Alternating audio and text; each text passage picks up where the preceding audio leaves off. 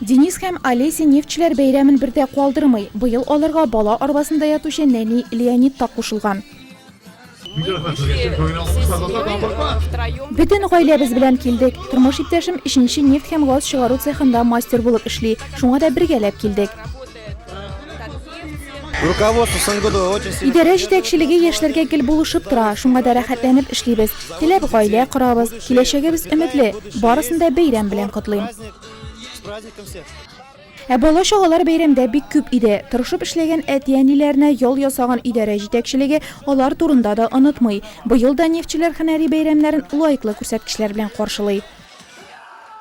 В этом году мы запланировали добыть 2 667 000 тонн нефти и превысит уровень прошлого года на 162 000 тонн. В 2016 году в целях вовлечения в активную разработку карбонатных коллекторов начато бурение скважин малого диаметра.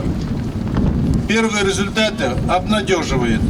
И в июле приняты дополнительные программы по разбориванию 2 месторождений по уплотненной сетке скважин диаметрами малого диаметра. Это будет 316 скважин. У нас наработан уникальный опыт тесного и плодотворного сотрудничества с малыми нефтяными компаниями по подготовке и перекачке нефти. Нурлат нефть ыңгырусы үз эшчәнлеген 1979 елда башлый. Шушы вакыт эчендә җир куйныннан 56 миллион тонна кара алтын чыгарылган. Идарә битум ятмаларын эшкәртүдә пионер санала. Мы не представляем вообще нашу экономику без НГДУ Нурлатнефть. И надо об этом говорить. Всегда мы гордимся нашим предприятием. Конечно же, и уверены, что и впредь так и в будущем будет. С праздником достойного сегодня дня, позитивного настроения, счастья, благополучия вашим семьям и новых успехов вам на благо нашего района и республики.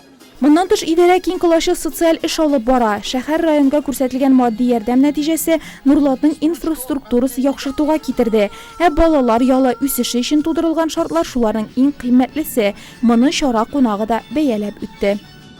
Можно построить города из бриллиантов, но если в этих городах не будут ходить наши дети, освещать своим талантом улицы этих городов, эти города все равно не будут светить. Поэтому наше движение, Министерство по делам молодежи и спорта Республики Татарстан, сделаем все, чтобы наши дети жили счастливо, в любви, в согласии. И самое главное, чтобы мирное небо было над головой. Мы делаем для этого все возможное и невозможное. Счастья нашим детям. И спасибо вам, нашим замечательным нефтяникам, за то, что они поддерживают самое дорогое, что есть на свете, нашу творческую элиту, наше будущее, наших детей. Спасибо огромное.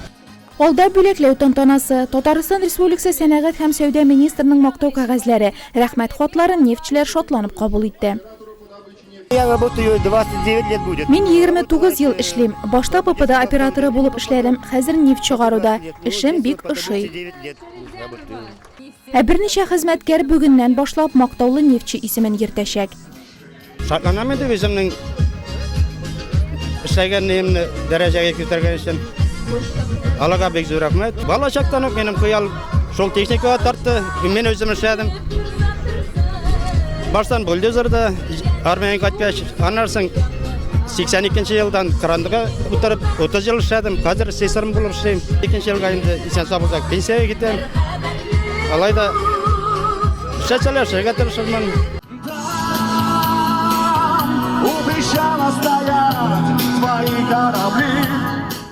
Алда гадәти эш көннәре. Әмма бүген рәхәтләнеп күңел ачарга да, гаилә белән бергә табигать кочагында ял итәргә дә була. Шөкер, мөмкинлекләр җитәрлек. Птица удачи опять